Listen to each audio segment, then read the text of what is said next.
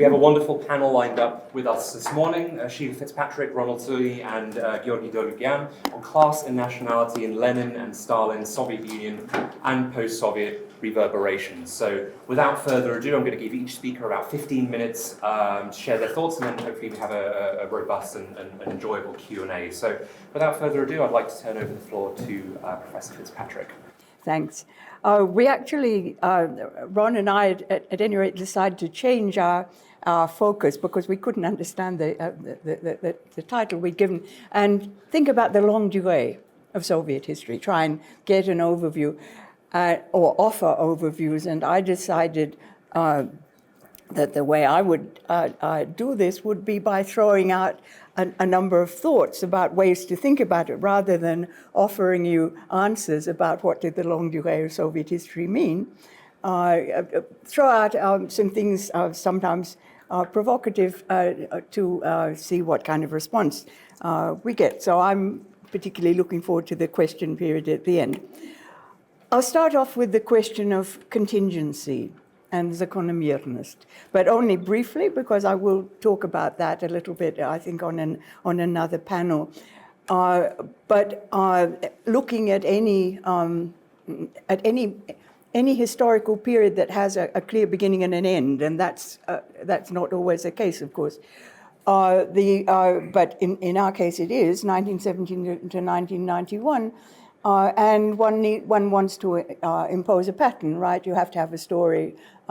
And as you write the story, the tendency is to say, this is how it happened, and it must be, it could only happen this way. It's закономерно.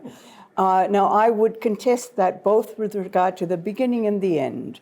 It seems to me by no means was it was contingency, it was there was a degree of accident, there was no закономерность in the Bolsheviks taking power or keeping it in the Civil War.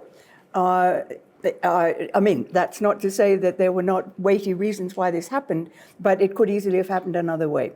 I would say that exactly the same thing about the ending of the Soviet Union. Of course, once it ends, one looks for the reason that it had to be like this. I would warn against that kind of thinking, as I think that, in fact, I'm a skeptic on закономерность in general in history, but it seems to me that absolutely no doubt that it could have gone other ways, and that element is in a way one of the most interesting. It was for me in writing shortest history. That made it a particularly interesting thing to discuss. So I've thrown that one out, and I'm assuming that some people would disagree with me on both beginning and end. So let me now go to a different kind of question, and that is, given where we are in post-Soviet space, was it worth it for Russia and the other parts that became part of the Soviet Union, was it worth it for Russia to have a revolution in the first place? I'm, of course, hoping to provoke Ron on this. So I'll start off by saying, is it ever worth it to have a revolution? Now, I think I mean, for a radical, have a very conservative habit of mind, and I think I privately think it never is. In other words, revolutions bring inevitably costs in terms of violence, a habit of killing, destruction of community, dividing of community, creation of resentments and hatreds, or exacerbation of existing ones. And then there is a question of inevitable disappointment. That is, revolutionaries come in with high hopes, they have high ideals, reality hits, you can't stay with those ideals, you find yourself doing things which were not the things that you meant to do, and confronting outcomes that were not the ones you expect. I think it really inevitable that process would occur in a revolution which is followed by the establishment of a government that lasts, because I think the disappointment of revolutionary ideals is inevitable.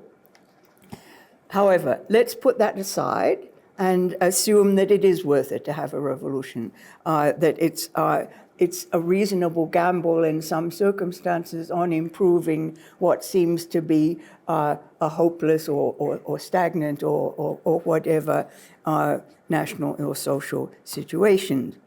So assuming that, I thought, one would look at the outcomes. They had a revolution in Russia that resulted in the creation of the Soviet Union. And how are we going to assess the outcome? And it seems reasonable to look at the Brezhnev period, as that was a fairly steady state. Obviously, the era of radical change within the Soviet context was over. And what had they got to? They had got to what was called really existing socialism.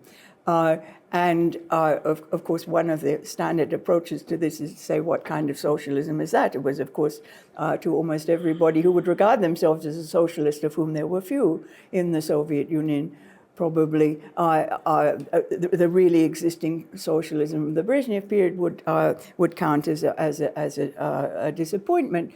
But when you look at it and try and stack it up against what were objectives, on paper it sort of looks okay. It's a welfare state, right? And that was part of the original revolutionary program. It's a welfare state, but poorly funded, of course, and poorly operated, but nevertheless, welfare state. Relative equality. I know that there's a huge literature saying, oh my goodness, there's no equality in the Soviet Union. Well, naturally there was not, because there never is, but on a comparative basis, there was the gap between richest and poorest was relatively small, and so I think you could say that they'd done reasonably well on that. Education, they did terribly well on education. They did too well. They overeducated the population, I would say. Now, that was a tendency right from the beginning. To put an enormous amount of effort in education, because the original revolutionary idea, my thesis was on Lunacharsky, so I'm going back to my roots here. But that was that you bring enlightenment to the people, and that's what revolution is about. Of course, it involves a change of political power, but that it was for many secondary things. So huge amounts of education, probably too many people, too much education in the sense that many people were now overqualified for the jobs they were likely to be able to get. Now, on the civil society question, which was very, very, very much discussed in the latter part of the Soviet Union, I would say that doing not too badly. That's probably a minority view, and it was a particular kind of civil society that they had. And of course, it's one that only the intelligentsia is participant in. But I'm not sure that isn't usually the case for civil society, although it's not acknowledged to be the case. But so what we had, you had the thick journals, you had the space for discussion, you had, of course, the battles with the censor, but by the Brezhnev period, a lot is getting through. So I would say not doing that badly on that. On women's liberation, an original revolutionary premise. Well, on all kinds of formal indicators, you'd have to say big success. Insofar as what was understood was bringing women into the workforce and with a sense of themselves as independent entities. Now, collective farming, that existed, and that had been also an aspiration. Now, the sad thing about all of this is that they achieved, to my mind, quite a few of the socialist objectives, although because of low funding, not feeling all that great. But once it was achieved, it turned out to be not particularly what people wanted, or particularly not what educated people wanted, or rather what they felt it was not enough. I suppose that is always the case with humans, that they see their situation as not enough. Not enough, and then there was one major disadvantage or major real flaw in the system, including, if we're putting it up against some kind of socialist template, are the closed borders. They were not, of course, fully closed anymore, but that had been a Soviet characteristic to wall themselves off against the outside world. It continued to be so. My reading of the post-Soviet situation is that it looks as if the closed borders were among the things that really got to people, the real sources of discontent and feeling that the life they had was not enough. So I also have a few thoughts on the outcomes broken down by nationalities. Now, as you know, I'm not a nationalities person. I don't know a lot about this, but so I'm really throwing this out to you as a suggestion that it's a way of thinking about the longue durée of the Soviet Union. How did different nationalities fare? Well, you know, there is an argument that it was always Russian domination, and so the Russians did well out of it. That doesn't entirely fit with the curious model of empire where resource flow is going the wrong way, as what Ron remarked on yesterday. It doesn't also fit the Russian sense, I think, of things, but it is, particularly in memory, other people's sense. Now, when I will just throw out one thought about Ukrainians, which is that, of course, now the retrospective picture is a very gloomy one of how Ukrainians fared in the Soviet Union. My reading the Khrushchev and Brezhnev period, if one's looking in terms of access to good positions and political influence above all, that they look to be doing very well. Not, of course, this is not pre-war. I'm not talking pre-war 20s or 30s. I'm talking 60s, 50s, late 50s, 60s, 70s. And I also, the little work I did on Soviet bureaucrats moving around the empire, I got a sense there that you've got a Russian-Ukrainian, in ethnic terms, sort of partnership, in a sense, like the English and the Scots in their empire. With the Ukrainians in the position of the Scots, and I sort of throw that out as something to be thought about. Now, the group that it's, I think, fairly easy to say was it worth it, and answer with a negative, that would be the Baltics. But of course, they're not in from the beginning, but they didn't want to be in. They didn't think they were going to, it's not where they thought their proper position in the world was. They didn't expect to gain, and they didn't gain. That would be my short version of that. I would very much like to hear people's thoughts about Armenia, Georgia, particularly Armenia, Georgia. And then, of course, there is the Central Asian question, where you've had such a lot of national formation going on in the Soviet period that's added a different thing. And my final thought, this is in answer to the question, was it all worth it? Well, from the post-war period, Russia was one of two superpowers in the world. That is a once-in-a-millennium status, no? For Russia. So geopolitically, and it is related to the fact that there was a revolution, I think. So I think if you looked at it like that, which nobody ever does, you would have to say, terrific outcome, yes, the revolution was worth it. Thank you very much. Our next speaker is our very own Ron Suny. So thank you for that very provocative essay, with which I agree completely. I don't see what there is to object to, except, of course, I will put a different take on the revolution. My paper, what I'm going to talk about today is lessons of October. What can we learn from the Soviet experience? And I'm thinking about people like us in this room, that is, people in the West. So 1917 was certainly a turning point. It was a turning point at which the world turned.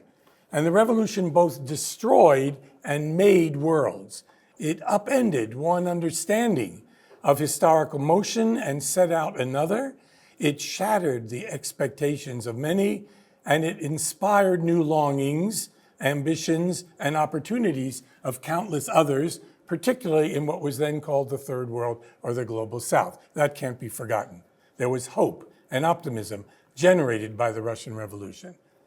Unlike political revolutions in a single country that replaced one government with another, or nationalist revolutions that appealed to a single people and its diaspora, the Russian revolutions, like the American and the French of the 18th century, resonated internationally. boldly proclaiming a new historical era, even dating it differently, and new political possibilities. So it opened the 20th century with enormous opportunities, optimistic, and hopes, many of which were never fully realized.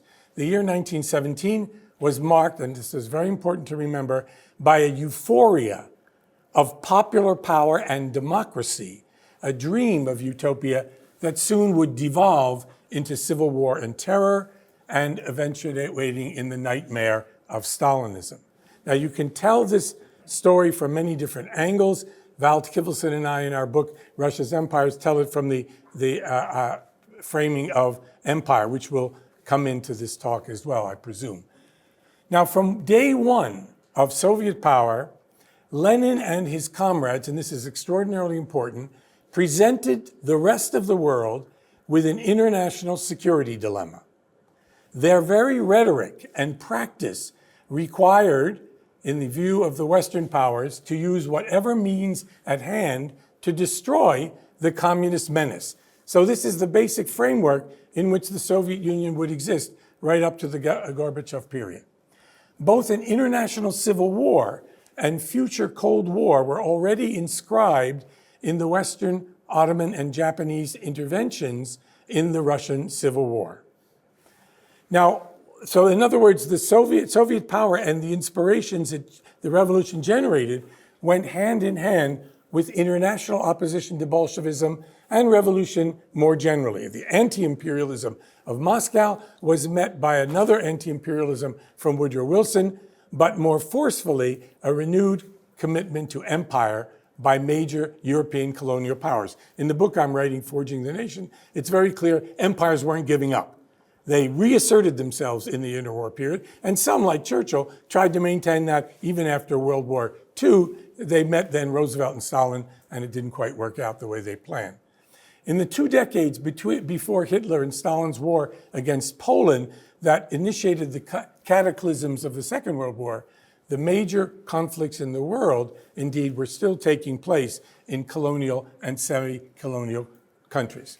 Now, here's the central question, the puzzle, as political scientists put it, that I'd like to answer today. Why did a radically democratic, anti-imperial, anti-nationalist revolution of 1917 eventually devolve into an authoritarian imperial state, formally federal but hyper-centralized, and committed to the formation of nations within its borders? And I'm going to try to show, with the little time we have, the process of empire breaking and empire making was connected primarily to the political and strategic imperatives that the Bolsheviks encountered, that combined with their own vision of their own preferred and anticipated future, led them rapidly away from the participatory, bottom-up forms of Soviet power, which I would call socialism, to a political system monopolized by a single party with sovereign power centered at the top ranks of the Communist Party in Moscow. So the first thing to note is that the USSR was a self-denying empire, a little bit like the United States, never willing to consider itself imperial, indeed thinking of itself as the principal foe of imperialism on the globe. And indeed, the Comintern and communist parties, all through this period, through their resistance movements in the Second World War and so forth, were leading forces in the anti-colonial movements, think of Ho Chi Minh and Mao Zedong, in the colonialized world. But there's an irony or paradox of communist imperialism, because at the same time, as you're all aware, they made major efforts to build nations within the empire, whether they thought they were doing that or not. And like few other empires, the Soviet Empire was intentionally engaged in 2 forms of nation building in its own territory. So there was nation building on the ethno-territorial level of the republics and other institutional formations like autonomous regions and so forth. And another nation building effort, though it wasn't called a nation, on the all-Soviet level. That is, where efforts were made to create Sovietsky Narod, an imagined and affective, that is, emotionally committed community of all Soviet citizens. Now, this Soviet model of federalism, which I would call pseudo-federalism, was taken as a model by other states, more genuinely than others, like India, China, and Ethiopia, which also formed federal states based on national cultural autonomy of one kind or another. So what happened to this Soviet democracy of 1917 as we go forward? I would say the first lesson, positive lesson of revolution, and I'm for revolutions under certain conditions, less now than I might have been when I was your age, because states have become so powerful and so vicious and ready to crush popular movements all over the world. Think of Syria and think of Israel and think of Attica in the United States or other things like that. States are so powerful that revolutions from below are becoming nearly impossible. Not entirely, but the Arab Spring shows us how difficult they might be. The first lesson of revolution, positively, was that ordinary people with only the most perfunctory leadership could make history. They could topple a 300-year-old dynasty and initiate radical social change with unpredictable consequences. But this is followed by a second lesson of the revolution, and that was that in 1917, there was no shared consensus on the future that united Russia's polarized society. Lenin and the Bolsheviks understood, and this was Lenin's wisdom, the impossibility of coalition of what the Mensheviks called the vital forces of the nation, advocated by the more moderate socialists. They called instead for all power to the Soviets. Now, Soviets represented only the middle and upper classes, or what's called in Russian tsenzovoye общество, propertied classes, right? And if you had Soviet power, then you're limiting what we call demokratia, which has a double meaning in Russian, people who work with their hands, as well as what we might think of as democracy or served with arms. It limits it to the middle and upper classes. So Soviet power is exclusionary. It excludes the clergy, the aristocracy, the bourgeoisie, and others. And that was built into Lenin's victory in October. Class conflict in major cities made the victory of the Bolsheviks possible, but Soviet power was at the same time a declaration of civil war against much of Russian and non-Russian society. So that is part of the dilemma and part of the paradox of those early years. What they were doing in the name of democracy, they were in fact undermining certain forms that we in the West might understand as democratic. Now, very importantly also in this moment is that the Bolsheviks in the course of the Civil War, and particularly in March 1921, which is a real turning point in Soviet history, don't believe that the workers can do it by themselves any longer. And there's a move away from non-trust of the workers and of the lower classes, which in some ways are disintegrating. I think Sheila mentioned this the other day, toward relying on institutions, bureaucracies, the party, the army, and the police. And so if you think of March 1921, of course they turned to NEP, a kind of compromise party with policy with the peasantry and the non-Russian nationalities. But at the same time, they eliminate, or they try to eliminate, factions within the party. So a vociferous party during the Civil War, which had violent discussions and managed to get through this Civil War still together, is now to be much more monovocal. And that won't happen in the 20s, but it allows for the development of a single faction to come to power. And that ultimately will be Stalin. Lenin's Marxism, of course, idealistic as it was rhetorically, was also genuinely pragmatic. One of his favorite and repeated remarks was, facts are stubborn things. You can't beat facts by gossip. And he did not believe in alternative facts either. He thought Marxism was a way to figure out what the hell was going on in the world. They were always looking toward the future, and they always had plans about the tekushye moment, what was about to happen and where they were, etc. So if I had to generalize about this history and the fall, I would say, yes, look at structures. Yes, look at processes. Yes, look at backwardness of Russia. Yes, look at the international encircling of the Soviet Union. but at the same time, look seriously at the choices, the contingencies that are made. I've always talked about with my students 5 cons of history, and I promised you the other day I'd tell you that, right? So historians, sometimes unlike political scientists, no offense meant, are very concerned with context, the time and place that something is taking place. They're very concerned, secondly, with conjuncture, the way great forces come together. They're extremely concerned with contingency, the accidents. Lenin died at a certain point, at 54 years old. What would have happened had he lived? They're very concerned also with contradiction. Well, you don't have to be a Marxist to understand that things don't fit together very easily. And finally, they're humble enough to be concerned with confusion. So here's what I would say are the 2 major lessons, and I will conclude, don't worry, of this history. One is studying Soviet and Russian history should be done the way Sheila Fitzpatrick has done it, which is that black and white images hide more than they reveal. That complexity and nuance and anomalies and contradictions must be recognized. Considering what the Soviets proudly called their достижения, achievements, does not require whitewashing the horrors of collectivization, of the Holodomor, or the wasted lives of Stalin's great purges, or the thousands of petty absurdities that many of us doing research there lived with every day. You have to think of both of those things. But here's the big lesson, the lesson of the revolution and of Soviet history. The basic takeaway from October and the Soviet experience is that there is no real socialism without democracy.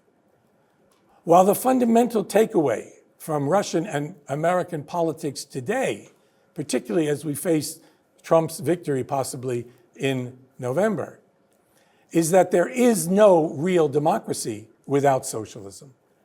That is, there cannot be polarized inequality, great sums of money, or an overweening government distorting elections, the media, and education.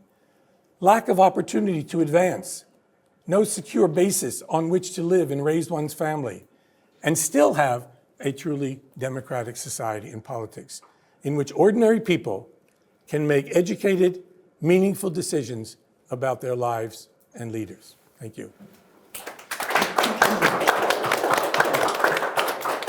Thank you very much. That was wonderful. And our final speaker for today, it's my honor to introduce him to us, but it's not his first time at the symposium. It's Professor Georgi Derlugyan, who's a professor of social research and public policy at New York University, Abu Dhabi. His area of speciality is ethnic violence, guerrilla movements, and revolutions, particularly in the Caucasus, Central Asia, and Africa, as well as post-Cold War globalization.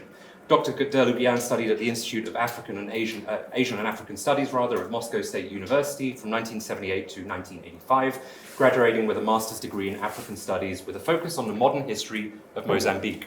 Dr. Derlugyan earned his doctorate in history from the Soviet Academy of Sciences in 1990, and that same year moved to the United States to study at the State University of New York under noted sociologist Immanuel Wallerstein, a name that's probably familiar to many of us here.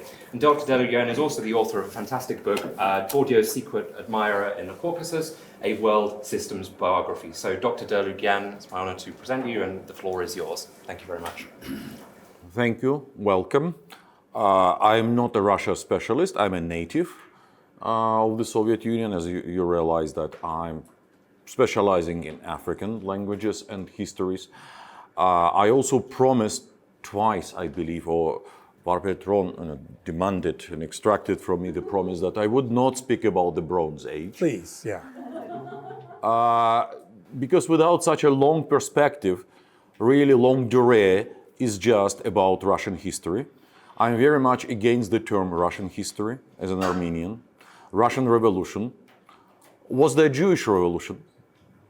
Was there a Caucasian Revolution? Ukrainian Revolution? What are we talking about? Why are we talking about it is isolated. It is somewhere in its part of the world. How much science is there even asking this wonderful moralistic question, is it worth having a revolution or not? Is it worth having mountains around you? Is it worth having a rain? Some people might benefit, others' houses might be washed away. with it. So it's, let me try to very briefly then, and I don't even have my presentation here, so I'll be using only my fingers and my voice, and 10 minutes. What we think is an evolutionary history, which is now replacing the liberal Marxist consensus of the 19th century. So, in Bronze Age, 5,000 years ago, social inequality was institutionalized. Because we do, I did not bring my bronze weapons here, but trust me, they're immensely more destructive than stone tools. Yes, I have bronze weapons, and we do experiments with those, comparing their effectiveness to other weapons. I am very materialistic. I do believe in weapons, money, and social coercion for the same reason that Charles Steele said, because they mostly work. They're so common in history because they achieve the results. Bronze weapons were very expensive because it took two different components, at least, copper and tin. It was the first composite material invented by the humanity, but if you have bronze weapons and someone else has homemade stone tools, you kill them. Or better, as at the same time when humans started domesticated animals, this is more or less the same period, some humans began domesticating other humans and turning them into beasts of burden. Slavery. If you ever thought about it, human sacrifice, what kind of inequality did that involve? So for several thousand years, vast majority of humans would be beasts of burden. They would not matter. That includes my ancestors. They go in the fields generation after generation every day, and most of the decisions they make in their life did not matter. Majority of decisions, again, there is another very beautiful word and absolutely meaningless invented by American historians recently. It's empire. What is empire? It's like, let's study very big organisms. We will study elephants and whales and dinosaurs because they are all big. So big coercive structure is empire, Assyria or British Empire. Good luck, maybe you can get somewhere, and in the last 30 years I didn't see anyone, especially Cooper and Burbank. Yeah, Burbank. I honestly tried to make my way through the first 10 pages. All right. So since I'm in Armenia and I'm retiring soon, I can afford to say what is useful. Modernity happens in Europe in the second act of gunpowder revolution in the 17th century. The first act was Chinese. And there was a very big, as you know, Chinese invented gunpowder. There is a very big, serious question for my discipline, comparative historical sociology. Why Chinese did not conquer the rest of the world? They didn't even try to discover America. Japanese did not use much use of firearms. It all stabilized at more or less the same level by around 1550s. Several Ming dynasty, Mughal dynasty, Safavid dynasty, Ottoman dynasty, and in Europe, remind you, the Habsburgs. That's it. That's where it should have stayed. But something happened in Europe, part two, which was called capitalism. Why did it break out? We usually keep capitalism and the West out of it somehow. And why did they develop all those democratic institutions? So the explanation, unfortunately, is again far back, because they were not under the pressure of the Mongols and other nomadic tribes. They had this luxury, as Pavel Uvarov calls it, the luxury of feudalism, rather than having a medieval empire like in Persia. So you could have these tiny, disjointed feudal polities where everything had to be done by some kind of agreement, sometimes written down.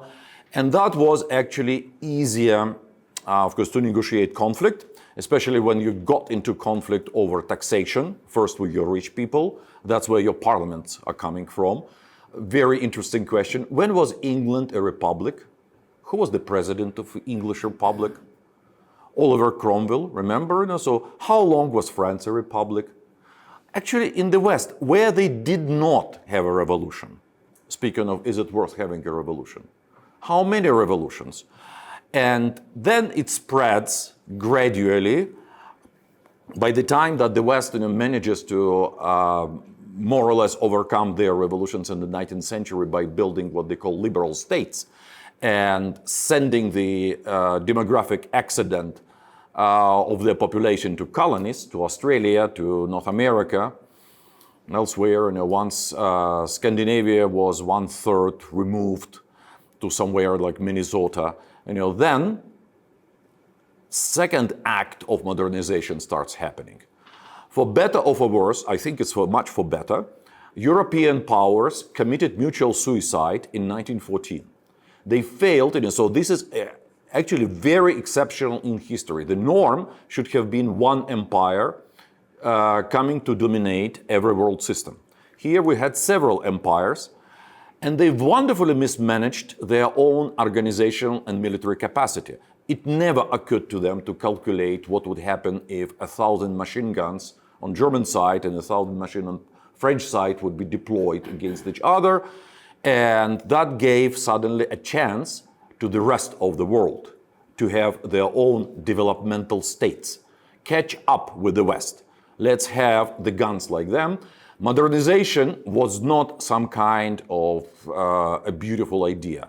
It was a geopolitical imperative. You're going to have machine tool making industry and educated population, or those who already have them would come uninvited. Look what happened to Korea and Japan between 1850 and 1900. Right? Similar countries, somewhere in the far west, one of them makes colony of the other very soon. So what happened with Germany and Poland? So these, I'm full of such wonderful questions, and I was going to, if I could, make a presentation and to ask you the question, is Poland a Western country? We could go on forever, but why Poland is not Holland? What makes Poland different from Czech Republic? They're Slavs, they drink beer, eat sausage, right? Some of them are most religious in Europe and others are most irreligious. What's the difference? In the 1930s, Great Depression is blamed for ushering in Nazis in Germany. The same Great Depression, if we keep it, if you read a different book, is praised for ushering in social democracy in Scandinavia. Why Scandinavia is so different from Germany in the 1930s? Or from the Soviet Union? So these should be, the bigger questions. So what happens with this entity called the Soviet Union? Somewhere in the world, of course, a kind of revolution called socialist had to happen. It had failures before. It had either Commune of Paris, the failure of not enough violence, let's put it this way. Революция должна уметь защищаться, as Lenin famously put it. There was a very violent example in 1914, Pancho Villa and Emiliano Zapata, having sacrificed at least 1 million people, stormed Mexico City. What did they do? They took their picture in the chair of the overthrown dictator, Don Porfirio Diaz. And then Pancho said, compadre, let's go home. This rancho is way too big for us. They had no clue how to govern. They had no idea what to do with the rest. They had no decreta miri, decreta земле, decreto anything. They had no program. They had no commissars. You know that Mexican Revolution ended badly, and it's a misnomer. It was not a revolution. It was a rebellion. It was one of major peasant rebellions. What happened in Russia in 1917 was a revolution because it was planned like what we celebrated yesterday, American Revolution. It was a very deliberate attempt to use violence to remodel social structures. If we can fix physical structures, if we can build bridges, we can build boats of iron and they don't sink. Why cannot we build new homes of iron, new societies of iron? We should be able to do all that. So the Bolsheviks, of course, coming to power, and then, again, I'm very much against culture and cultural turn, doesn't explain much. My admiration goes to Adam Tooze, who says in his book on the economy of the Third Reich that we learned so much recently about the hermeneutics, about the aesthetics, about the whatever of Albert Speer, and nobody wrote about what Albert Speer was doing in his day job of running the Nazi war economy. So this is my friend Yuri Sloskin wrote this beautiful piece of literature about Bolsheviks and their families. You would never guess what were they doing there during their day jobs, except that they're never home because they're somewhere, they're doing something. What were they? What were the dynamics of their office wars? Were they concerned with running something? How did they do that? And why were they killed? So what was happening in that purge?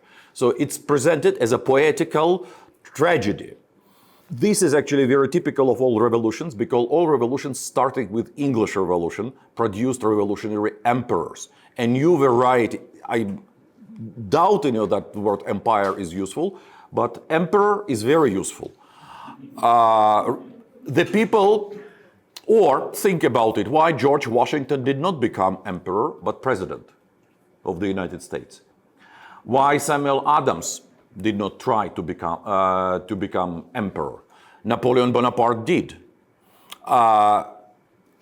We can go, Jan de Witt in the Dutch Republic. We can go through many such examples. Actually, they emerge all over. They're revolutionary emperors, and they always stay very important figures in national histories. Sometimes forgotten in the rest of the world, but they are always very controversial. Atatürk, Chiang Kai-shek, Mao Zedong, and Stalin is, of course, one of the greatest revolutionary emperors. The people who seize power. Ron wrote a beautiful book about how a guy, essentially from shtetl, because what is Gori? Местечко. Had it been somewhere in the Pale of Settlement, it would be called shtetl. So people from these shtetls in the 20th century would go to become film directors. Well, look, again, the other wonderful book by Yuri Sloskin about Jewish century, except that Stalin was like honorary Jew. He was not Jewish, very much like Francis Fukuyama is honorary Jew in America, kind of a Jap who becomes a Jew, right? So these people somehow, and this somehow is what needs to be explained. These very provincial, very ambitious strivers were able, using their education, to seize power over empires, what you called. How could this be? Without World War I, without geopolitics, you cannot explain that. It's not in their heads, it's not in anything that they read, but it is in their organization, learning from each other, learning from geniuses. They did have geniuses like Lenin, who learned from the other Germans, not only Marx and Engels, but from Bismarck, Ludendorff, Walter Rathenau, the other Germans, to do the kind of socialist mobilization for the Prussian road to capitalism. The rest should be quite easy. So what happened with all these revolutionaries? Turkish, Russian, the difference is actually just of a degree. If in Turkey you kill only foreign, alien bourgeoisie, but you reward your own bourgeoisie, and if you read mostly French and Émile Durkheim, you build a secular republic and you become Atatürk. If you read Karl Marx and German, if you expropriate all property down to peasant household, you call it socialism. And nobody would even contest it. Of course it's socialism. Enemies agreed it was socialism. They thought it was socialism. In fact, it was very much like a labor union seizing control over a factory during strike. The leadership, the owner of the factory had left. What do you do? So the labor unionists would have to run the factory if you want to operate it. So somebody, a few years later, would have to become managers. Somebody would have to become military generals. Somebody would have to have access to privilege. They might even win a war. They would survive. And then what? So by the 1950s, my favorite movie about it, The Death of Stalin, people like Beria are thinking about how to enter capitalism because he would become immediately a billionaire. Why would he think about it? The best book about collapse of Soviet Union was written without having the USSR in head at all. It's Peter Evans from UC Berkeley. He was writing about South Korea and Brazil. That's what makes actually, his theory so powerful to me. That any regime of developmental dictatorship accumulates stresses inside itself, which are pushing towards self-dismantling. Three kinds of stresses. First, the ruling elites want liberalization. Because today you are appointed by the dictator. Yep. Appointed. All right, you can read the book.